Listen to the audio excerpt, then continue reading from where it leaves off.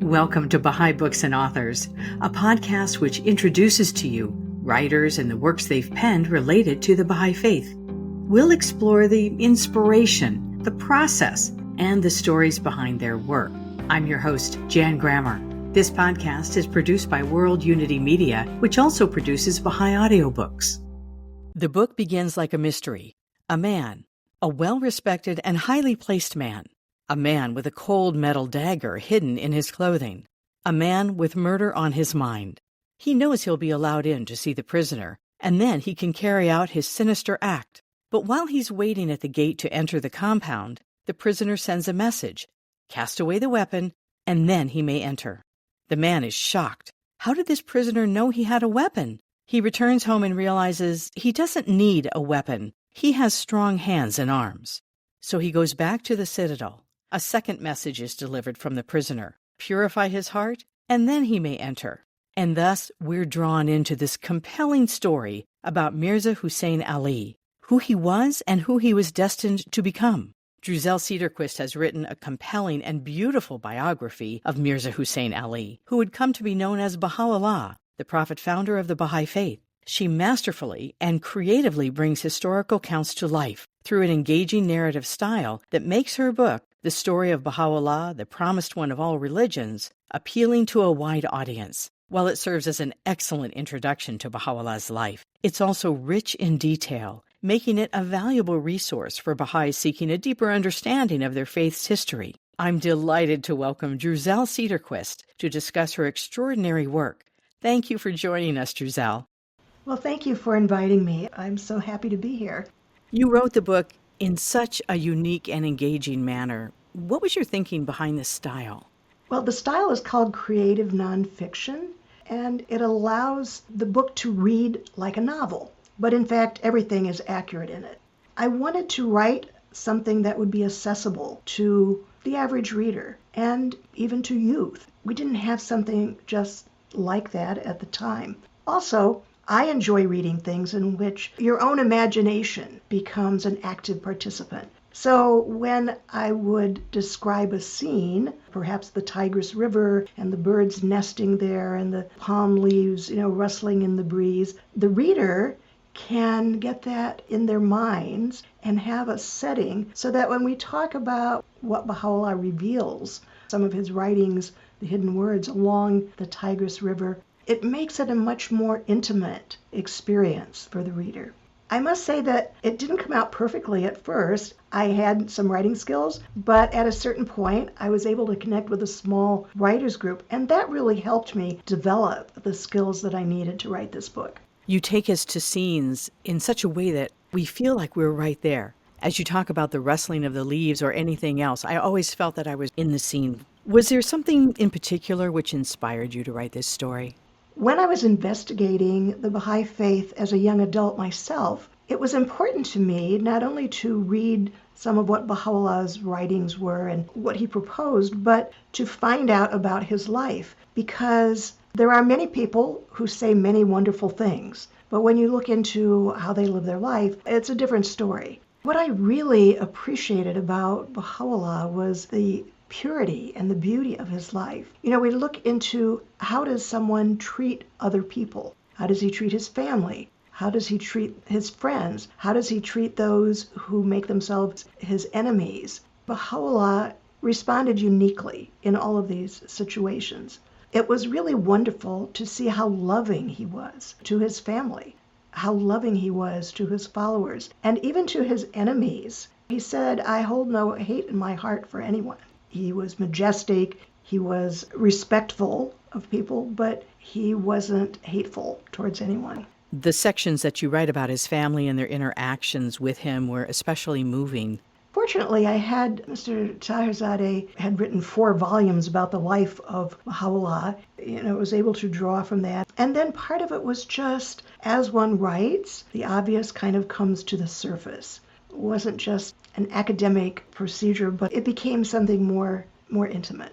Given the significance of Baha'u'llah's life and his mission, did you feel a particular responsibility or challenge in capturing his story? What to put in and what to leave out? Yes, not so much what to put in, what to leave out, although what I found was more that the balance of things. So if I knew that I wanted to present something from one of his most critical books, the Book of Certitude or the Most Holy Book, I would anchor that in these scenes that you're talking about so that the reader first has a place to enter and feel connected to what we're talking about, and then would write about the writings of Baha'u'llah, because I really tried to keep the amount of writings that I included concise, because one can get carried away, and if people want to read the books, they can go to those books and actually read them. You conducted an impressive amount of research. Can you share some of your insights into the process? This book was published a while back, and the internet was not so filled with things as it is now. So really, I used books and went to the library for background on Persian culture and so on. It wasn't onerous. I just had to focus in on what I really needed. The story of Baha'u'llah is divided into two sections, the dawn and the sun in its splendor, and portrays in some detail the three central figures of the faith, the Bab, Baha'u'llah, and Abdul-Baha. Please tell us more. I'm glad you brought this up because it's titled The Story of Baha'u'llah. People think, well, that's what they're getting only. But the interesting thing is that the life of Baha'u'llah includes the life of the Bab. The Bab was the forerunner of Baha'u'llah. He was the one that paved the way, that explained that there was another messenger of God coming. So the first section interweaves that story of the Bab and his followers and what was going on in Persia, the persecutions that were going on to the followers of the Bab. And Baha'u'llah was one of the people who was promoting the Bab at that point because the Bab was the messenger of God. It was only after the Bab's martyrdom that Baha'u'llah took on the mantle of the messenger of God, and that came about in a very beautiful, mystical way that I write about after he has been thrown into prison, the Siyah, the Black Pit. And so we learn how he comes to receive that mantle of authority. Then the other person that is critical is Abdul-Baha, Baha'u'llah's eldest son, because Baha'u'llah will appoint him in his will and testament to be the authority, the leader to whom all the Baha'is should turn after his passing. I wanted whoever is reading the book to get to know Abdul-Baha, so that when this appointment comes about, the reader's response would be, oh, well, naturally, that's who he would appoint. So it does include the woven into the story of Baha'u'llah, these other important figures. Were there any moments in your writing journey where you felt a deeper personal connection to Baha'u'llah? That's an interesting question.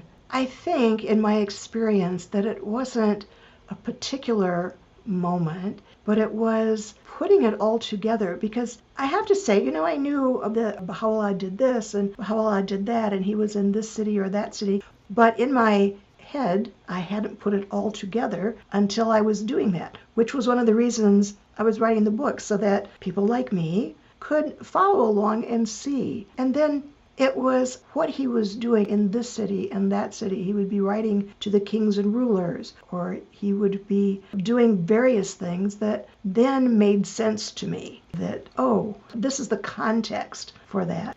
Was there anything in your research that took you by surprise?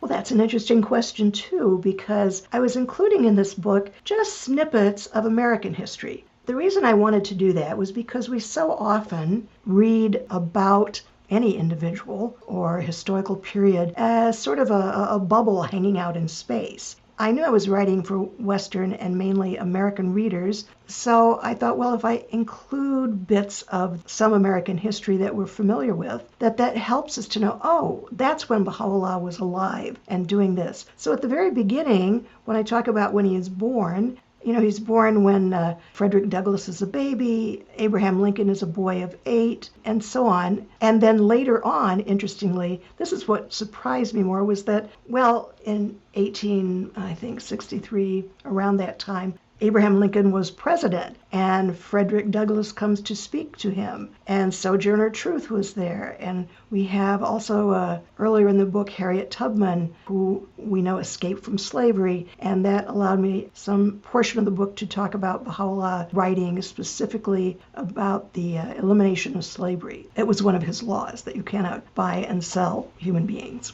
I found it especially helpful because you're right. We in the West think of what happened in Persia so long ago to our current mode of thinking in our own lives in a country with which we're not familiar. To have that association with what was going on in the West brought it more to, oh, now I understand exactly like you were hoping would happen.